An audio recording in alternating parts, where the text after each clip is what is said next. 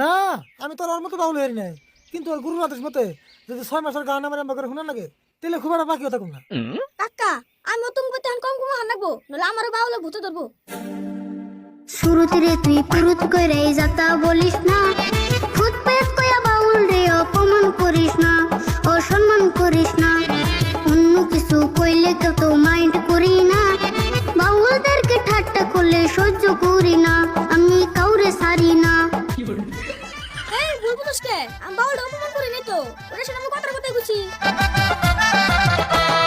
বাউল হওয়া মুখের কথা এত সস্তা নয়, ওরে যে কই রাসে গান সাধনা বাউল তারে কয়, বাউল এমনি কি আর হয়।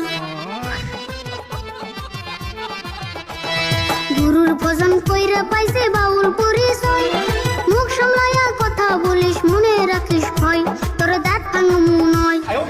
আপনি যা আমার জানি ভুল হইছে, আর কোন দিন যদি বাউল নিয়ে কথা কই শুন আমার কই। শুরু বাদ দে, ওর বাউল সম্পর্কে কোনদিন কিছু কইস না, তামাম রাগুড়ে। আমি একদিন কইছিলাম আমার এই গান দিয়ে আমার বাড়ি চাল, গান দিয়ে মরবে চাল, এটা আবার কেমন কথা? ও তো নাই কে তুই জানোস না।